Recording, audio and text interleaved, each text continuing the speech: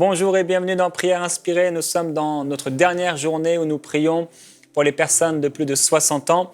Et que vous ayez 60 ans ou pas, plus ou moins, c'est pas grave. Ce sont des choses importantes que vous pouvez d'ailleurs mettre en pratique dans votre vie. Il y a une chose vraiment importante qui me revenait sur le cœur ce matin, c'est l'importance de méditer ce qui est vrai, ce qui est juste. Et je veux vraiment vous encourager dans votre vie personnelle, que vous soyez plus jeune ou plus âgé, à méditer ce qui est vrai, ce qui est juste. La plupart des gens dans le monde, ils s'imaginent qu'ils vont mourir en mauvaise santé, qu'ils vieilliront mal. Ils regardent les gens autour d'eux, ils vont dans les hôpitaux parfois, ça leur fait peur, ils se disent « c'est ma destinée ». Ils voient des gens en mauvaise santé, des gens qui commencent à avoir du mal à marcher, etc. Et en fait, non seulement ils ne prennent pas autorité contre ces choses, ces mauvaises pensées, mais souvent ils les acceptent et ils s'en nourrissent. Et bien sûr, l'ennemi est là, il rôde, et rappelez-vous qu'il attend un bon moment. Et parfois, le bon moment, c'est quand nous vieillissons. Parfois, quelqu'un à 50 ans, le jour de 50 ans, il commence à avoir peur. À 60 ans, à 70 ans, il commence à avoir peur de tomber malade ou de mourir prématurément. Et on a un ennemi, et la parole de Dieu nous encourage à veiller, à faire très attention à la parole de Dieu et à la façon dont on va mettre en pratique cette parole. La Bible dit, ne l'écoutez pas seulement en vous bornant par de faux raisonnements, mais mettez-la en pratique, croyez-la et mettez-la en pratique. Et il y a des choses que nous devons mettre en pratique, comme la confession de la parole de Dieu. On devrait confesser la parole de Dieu pour nos vieux jours. Croire que le Seigneur a le pouvoir de nous garder en bonne santé jusqu'à la fin. Et il y a de ces hommes, de ces femmes qui avaient une telle foi, une telle assurance en Dieu, ils ont dit « je mourrai sans maladie, en bonne santé, et lorsque je serai rassasié, je m'endormirai dans mon sommeil. » Et plusieurs personnes, on a vu comme ça, avec une telle foi, mourir comme ça dans leur sommeil, parce qu'ils étaient rassasiés. D'ailleurs, on m'a raconté une ou deux expériences d'hommes de Dieu qui marchaient avec le Seigneur et qui ont dit à leur famille, qui ont même prévenu leur famille, qu'on dit cette semaine, je vais partir auprès du Seigneur. Ils étaient en parfaite santé, mais ils étaient rassasiés. Et dans leur sommeil, ils sont partis. Gloire à Dieu, je crois que c'est une promesse pour nous aujourd'hui.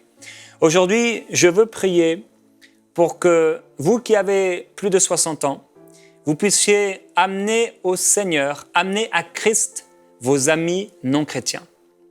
Parce que vous avez peut-être et certainement des amis non croyants dans votre entourage, et il est important de les amener au Seigneur Jésus-Christ avant qu'il meure.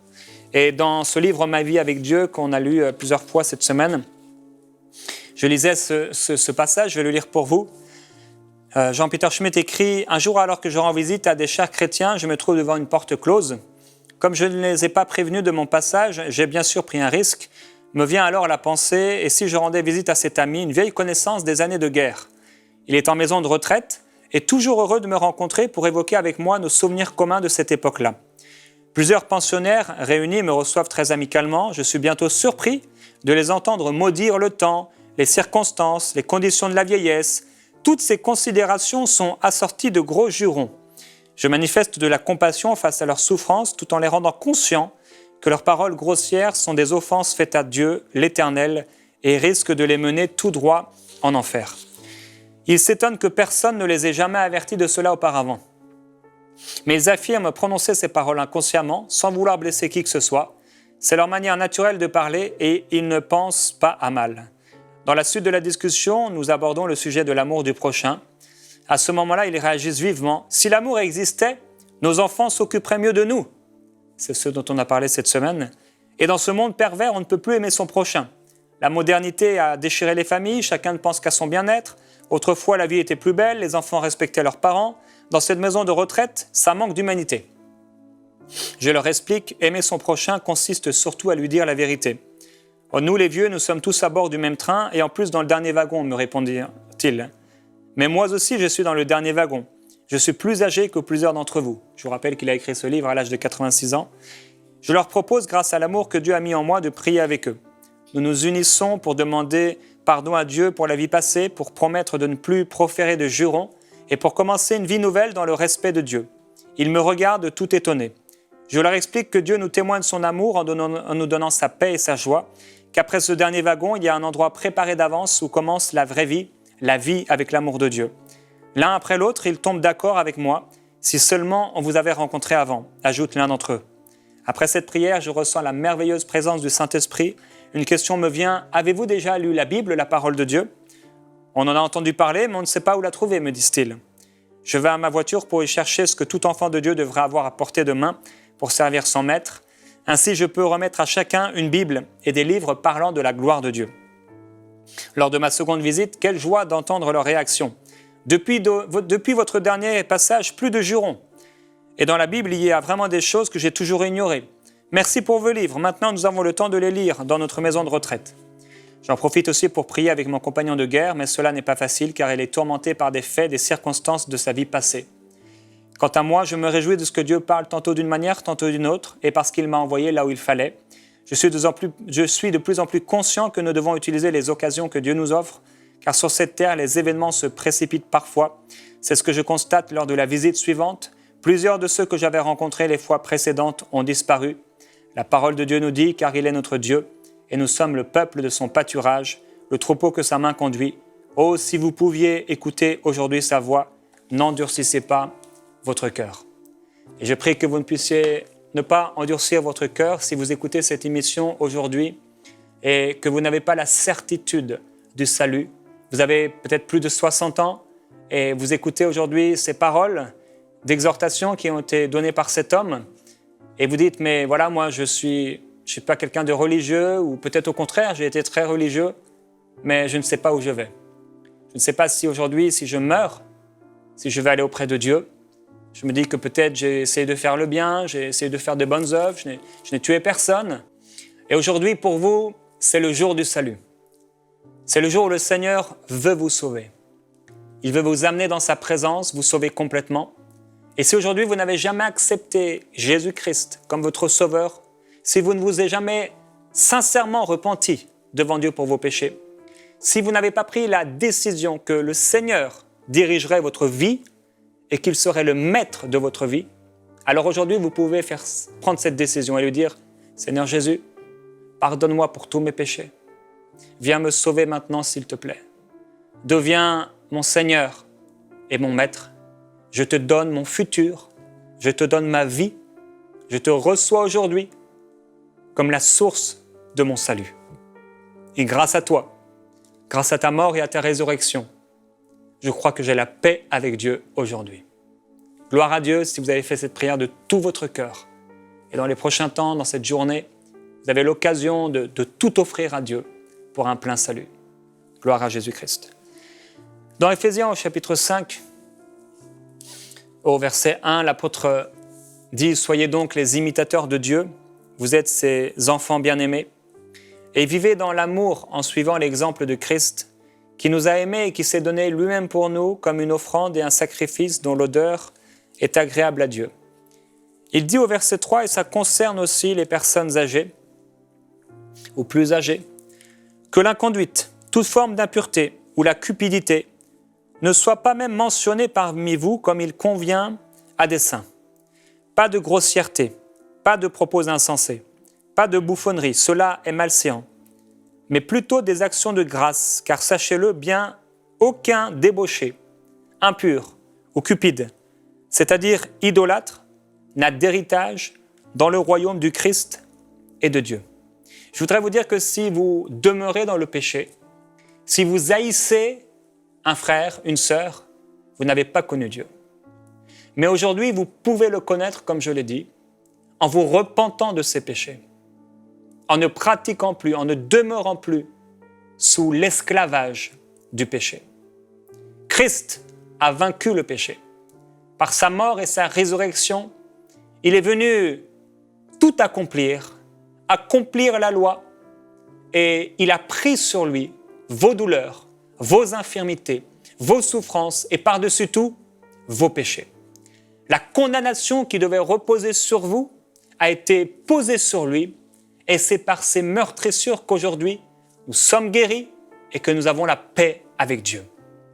Voici qu'il nous a trouvés devant lui comme des brebis qui allaient chacun selon ses désirs personnels, chacun suivant sa propre voie, mais il nous appelle à revenir à lui, le gardien et le berger de nos âmes. Et c'est un appel qu'il vous fait aujourd'hui si vous n'êtes pas sauvé, d'être comme une brebis, une simple brebis, et de dire au Seigneur, deviens mon berger et mon maître. Dirige et garde ma vie. Je renonce aux paroles grossières. Je renonce à l'impudicité. Je renonce à la méchanceté et à toute forme d'impureté. Je choisis aujourd'hui pour ma vie la sainteté. Je serai saint et pur grâce à Dieu et pour Dieu. Au verset 9, il continue. Il dit à la fin du verset 8, « Marchez comme des enfants de lumière, car le fruit de lumière consiste en toutes sortes de bonté, de justice et de vérité. » Et il dit encore, « Examinez ce qui est agréable au Seigneur, et n'ayez rien de commun avec les œuvres stériles des ténèbres, mais plutôt dénoncez-les. En effet, ce que ces gens font en secret, il est honteux même d'en parler. Mais tout cela, une fois dénoncé, apparaît à la lumière, car tout ce qui apparaît est lumière. C'est pourquoi il est dit, réveille-toi, toi qui dors, relève-toi d'entre les morts, et le Christ resplendira sur toi. Veillez donc avec soin sur votre conduite, non comme des fous, mais comme des sages. Rachetez le temps, car les jours sont mauvais. C'est pourquoi ne soyez pas sans intelligence, mais comprenez quelle est la volonté du Seigneur. Ne vous enivrez pas de vin, c'est de la débauche. Mais soyez au contraire remplis de l'esprit, entretenez-vous par des psaumes, des hymnes, des cantiques spirituels, chantant et célébrant le Seigneur de tout votre cœur. Voilà donc des paroles d'exhortation de l'apôtre Paul pour vous et moi. Et il nous appelle à comprendre quelle est la volonté de Dieu. On en a parlé cette semaine, de ne pas tomber dans les excès du manger et du boire, à s'assoupir spirituellement, devenir de plus en plus superficiel. Et certaines personnes ont attendu tellement d'années, tellement longtemps de pouvoir être en retraite. Ils aimaient les vacances, ils aimaient les congés, ils aimaient les week-ends, et toute leur vie tourne autour de leur propre plaisir.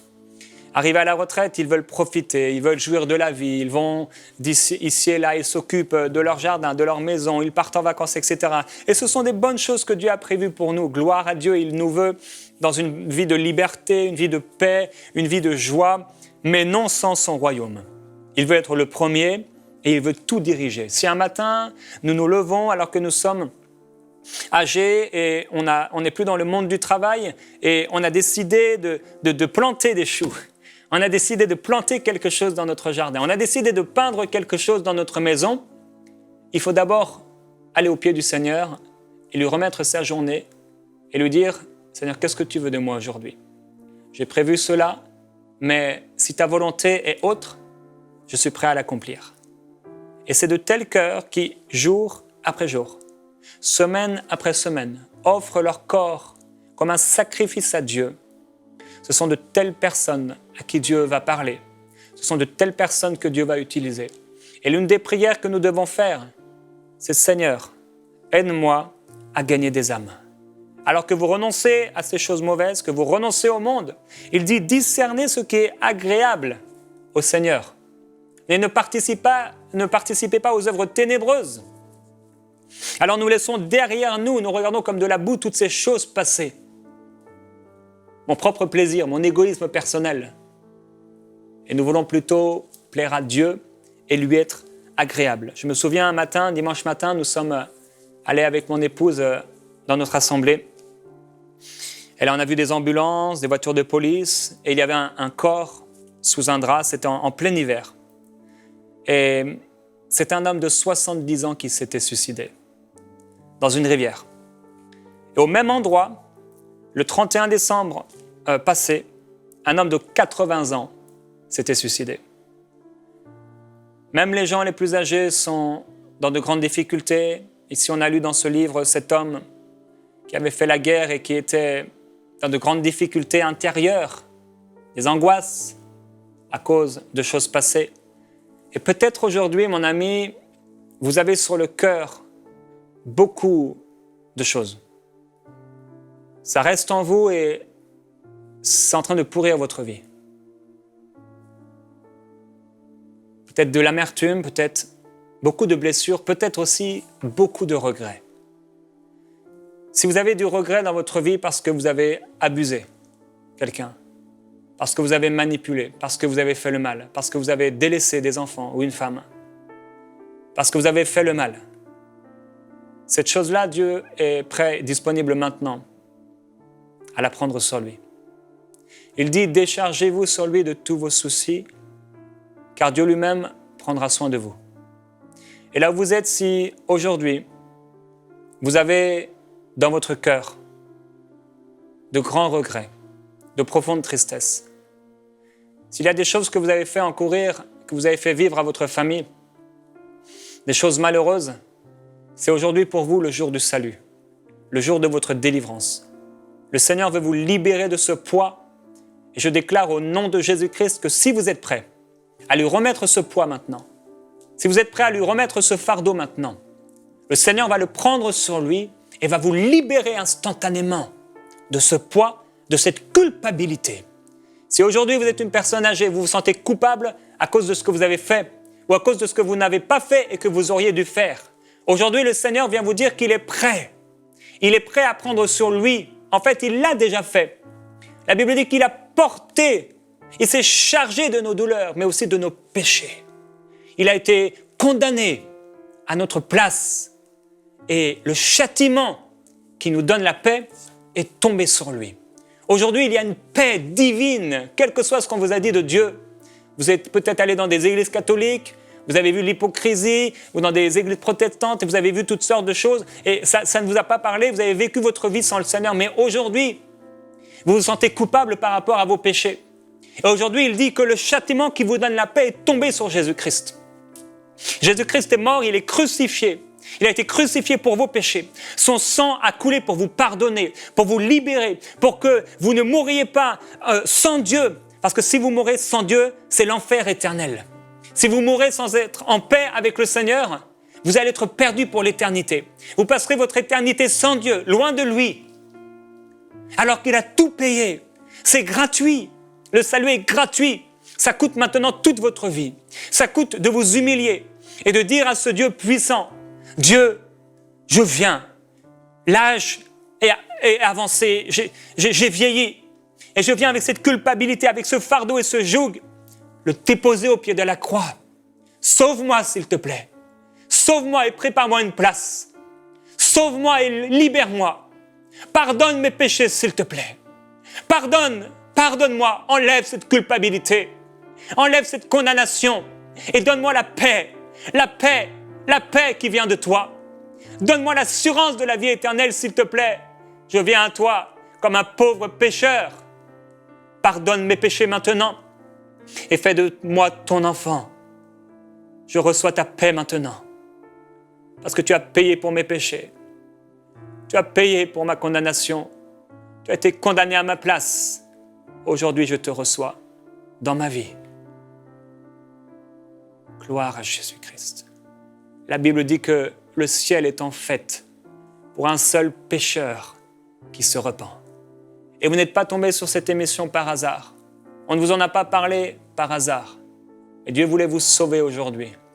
Et le joug qui était sur vous, qui pesait sur vos épaules, maintenant ce joug est brisé au nom de Jésus-Christ. Il est ôté de vous maintenant. Et je proclame sur vous une paix surnaturelle. Une paix surnaturelle. Dans Luc au chapitre 16, nous y lisons l'histoire d'un homme riche qui a vécu sans Dieu. Dans Luc 16, verset 19, il y avait un homme riche qui était vêtu de pourpre et de fin lin et qui chaque jour menait joyeuse et brillante vie. Un pauvre couvert d'ulcères du nom de Lazare était couché à son portail. Il aurait désiré se rassasier de ce qui tombait de la table du riche. Même les chiens venaient lécher ses ulcères. Le pauvre mourut et fut porté par les anges dans le sein d'Abraham. Le riche aussi mourut et fut enseveli. Dans le séjour des morts, il leva les yeux et, en proie au tourment, il vit de loin Abraham et Lazare, ce pauvre, dans son sein. Il s'écria, « Père Abraham, aie pitié de moi et envoie Lazare pour qu'il trempe le bout de son doigt dans l'eau et me rafraîchisse la langue, car je souffre dans cette flamme. » Abraham répondit, « Mon enfant, souviens-toi que tu as reçu tes biens pendant ta vie et que de même Lazare a eu les maux. Maintenant, il est ici consolé et toi tu souffres. » En plus de tout cela, entre vous se trouve un grand abîme, afin que ceux qui voudraient passer d'ici vers vous ne puissent le faire et qu'on ne parvienne pas non plus de là vers nous. Le riche dit, « Je te demande donc, Père, d'envoyer Lazare dans la maison de mon père, car j'ai 5 frères, qu'il leur apporte son témoignage, afin qu'ils ne viennent pas aussi dans ce lieu de tourment. Abraham répondit, ils ont Moïse et les prophètes, qu'ils les écoutent. Et il dit, non, Père Abraham, mais si quelqu'un des morts va vers eux, ils se repentiront. Et Abraham lui dit, s'ils n'écoutent pas Moïse et les prophètes, ils ne se laisseront pas persuader, même si quelqu'un ressuscitait d'entre les morts. Il y en a un qui ressuscitait d'entre les morts, il s'appelle Jésus-Christ. Son nom est Parole de Dieu. Il est le Seigneur des Seigneurs. Il est le Roi des Rois. Il est le Dieu de gloire, le Dieu de toute puissance, et il a toute autorité. Le Père lui a donné le nom qui est au-dessus de tout nom pour sauver n'importe quel pécheur. Il y avait ce brigand sur la croix et cet homme avait péché. Mais au dernier moment de sa vie, il est entré en lui-même et il s'est dit, mais moi je suis là parce que j'ai péché. Mais lui, il n'a rien fait, il est parfait. Et il a dit, Seigneur Jésus-Christ, Seigneur Jésus, souviens-toi de moi quand tu seras au paradis. Sa foi l'a sauvé au dernier moment, au dernier instant. Peut-être aujourd'hui vous êtes comme cet homme riche qui a vécu pour lui-même toute sa vie. Ou peut-être que vous êtes comme Lazare, qui a vécu des difficultés mais qui a eu foi en Dieu. Aujourd'hui, si vous avez été comme cet homme riche, qui un jour est mort, Dieu ne veut pas votre perte.